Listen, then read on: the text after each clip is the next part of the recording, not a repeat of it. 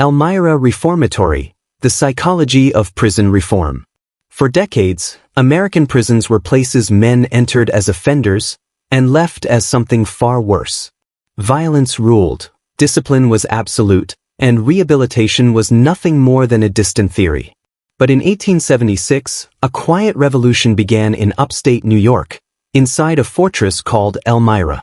A prison designed not to break men, but to rebuild them.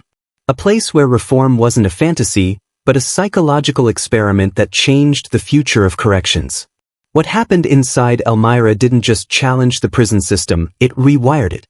And the consequences, good and bad, still echo through America's justice system today. This documentary contains descriptions of prison conditions and violence for educational purposes based on verified sources. Viewer discretion is advised. For more deep research of prison documentary like this, don't forget to like, comment, and subscribe. Elmira Reformatory was unlike anything the country had seen. At a time when punishment defined justice, Elmira dared to ask a radical question. What if a man wasn't finished at 20 years old, even if he committed a crime? Led by Superintendent Zebulon Brockway, Elmira became the first institution to build a correctional philosophy around psychological reform, education, discipline, and controlled opportunity. This documentary explores how Elmira reshaped prison culture, how inmates responded to the new system, and why its ideas became the blueprint for modern corrections, even as some of its methods raised serious concerns. To understand America's struggle between punishment and rehabilitation, you have to start at Elmira. Inside Elmira Reformatory. When Elmira Reformatory opened its gates in 1876, the men who entered quickly realized they were stepping into a prison unlike any other in the country. The walls were thick, the cells were cold, and the routines were strict. But beneath the surface was a system built on a completely different purpose. Instead of being treated as permanent failures, young first-time offenders were assessed, classified, and placed into a structure that aimed to understand why they ended up there in the first place. For the first time in American corrections, a prison was studying motivation, behavior, impulse control, and the psychological factors behind crime. Each man was interviewed, not just processed. Officers filled out early behavioral profiles, noting temperament, educational background, work experience, and emotional stability. For many inmates, it was the first time anyone had asked them about their life rather than their crime. Daily life at Elmira was tightly controlled. Marching in formation, mandatory classes, regimented work, and evening study halls. Discipline was enforced, but the goal wasn't fear, it was structure. Brockway believed that many of the young men arriving at Elmira had grown up without consistent boundaries, guidance, or opportunities. The routine, in his mind, was the beginning of reconstruction. Some inmates struggled under the pressure. Others adapted quickly, seeing a rare chance to reset their lives. For many, Elmira felt like a second life suspended between punishment and possibility, a controlled environment where every decision, good or bad, shaped their path forward. Elmira wasn't perfect. Tensions existed. Resistance existed. But for the first time, a prison was trying to answer a simple question. Can a man be changed if the system is built to understand him? America's first reformatory. Before Elmira, American prisons followed a single philosophy: isolate, punish, deter. The system was built on fear, not growth. Men were locked away and expected to emerge reformed simply because they had suffered. But the results were clear: overcrowding, violence, repeat offenders, and a cycle that only made communities less safe. Elmira shattered that tradition the moment it was conceived. Superintendent Zebulon Brockway argued that young offenders, especially those in their late teens and early 20s, were still psychologically flexible. He believed their identities weren't fully formed, their behaviors weren't permanently fixed, and their futures shouldn't be sealed by a single mistake. His idea was revolutionary for the era. Punishment alone doesn't change people. Understanding them does. Elmira became the first institution to implement individualized sentences, a radical concept at the time.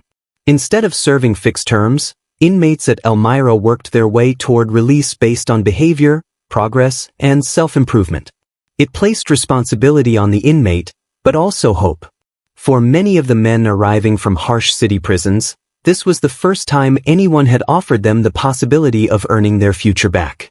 It made Elmira a national experiment watched closely by judges, politicians, and prison wardens from across the country. And while step-by-step progress was slow, the shift in philosophy was unmistakable.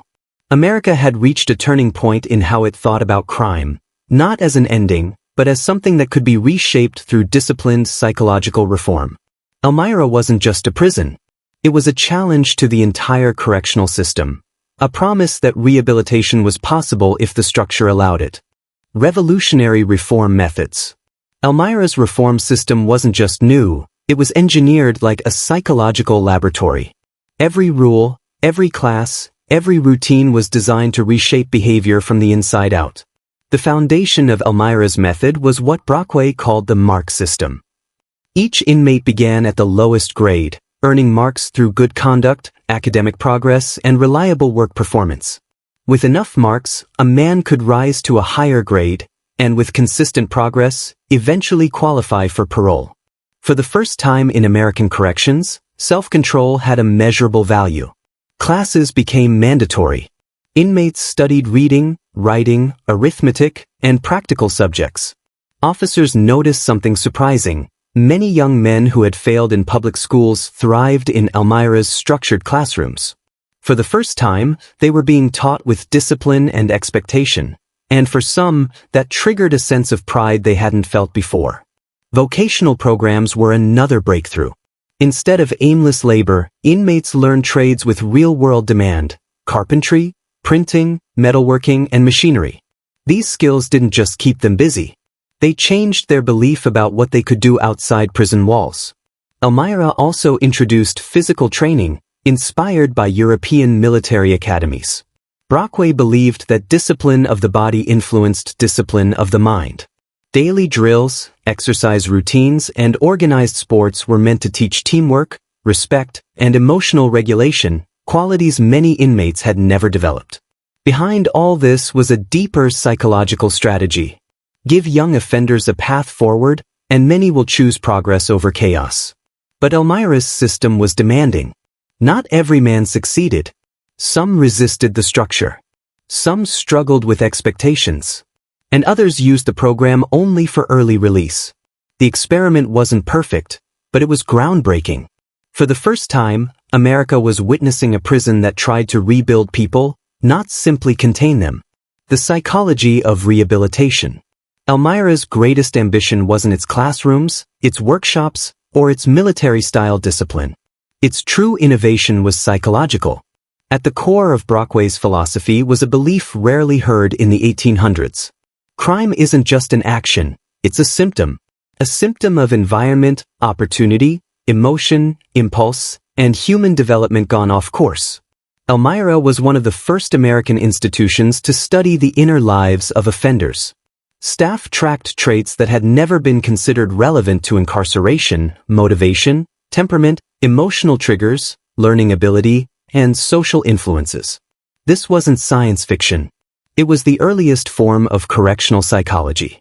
Officers observed how inmates reacted to authority, how quickly they learned, how they managed frustration, and how they responded to structure. Those who showed self-discipline were encouraged. Those who struggled were given targeted routines meant to build impulse control. For many young men, this was the first time anyone had recognized that their behavior wasn't just bad, it had roots. Childhood instability, lack of guidance, economic pressure, trauma that no one had ever named. One former inmate, years after release, described Elmira as the first place where someone asked him not what he did, but who he was. That shift, from crime to character, became the backbone of modern rehabilitation. But the psychological methods weren't gentle. Elmira demanded obedience. Resistance was met with punishment that reflected the strict attitudes of the era. And while the program aimed to guide behavior, it also exposed the challenge of reform. Changing a man requires more than opportunity. It requires willingness, endurance, and a system that supports both. Elmira didn't solve every problem, but it proved something revolutionary for its time. Young offenders weren't beyond change. They were unfinished, still forming, and capable of becoming more than their mistakes if given structure and purpose. Education and vocational training / If Elmira had a heartbeat, it was its classrooms and workshops. This was where Brockway's philosophy left theory behind and became daily practice, where inmates weren't just disciplined, but equipped. The education program was built on a simple idea. Most young offenders weren't unintelligent, they were uninstructed. Many arrived unable to read or write well, having left school early or struggled in classrooms that never adapted to them. Elmira flipped that script. Lessons were small, structured, and paced for success.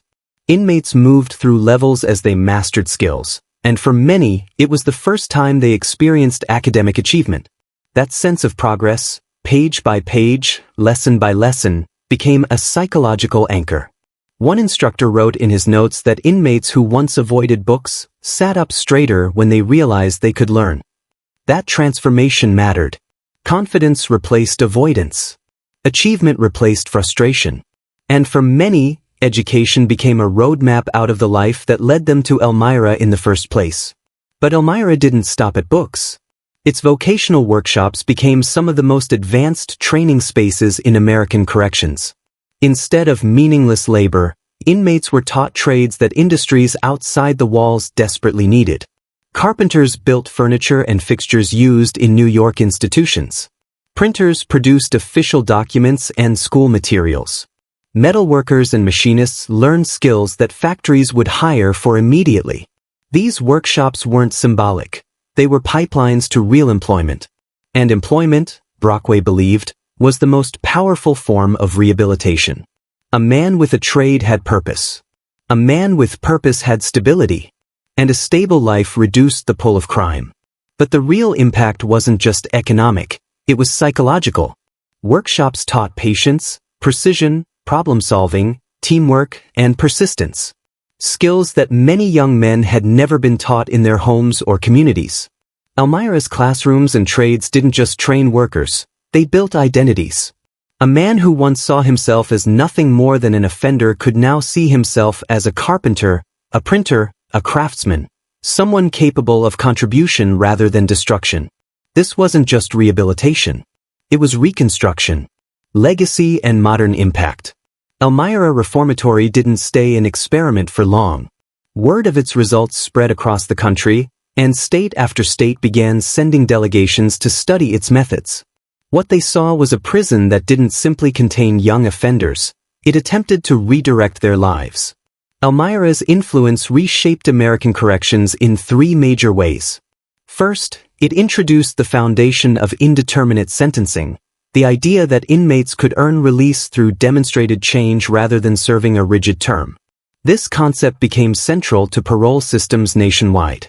Second, it institutionalized education and vocational training as essential components of correctional environments. Today, nearly every modern prison in America includes classrooms, workshops, and structured programs that trace directly back to Elmira's blueprint. Third, it shifted national conversation from punishment to rehabilitation psychology. By studying inmate behavior, motivation, and emotional development, Elmira planted the seeds for what would later evolve into modern correctional psychology, risk assessments, and behavior-based reform programs. But Elmira's legacy is complicated. Some of its methods relied on harsh discipline common in the 19th century. Some inmates resented the rigid structure.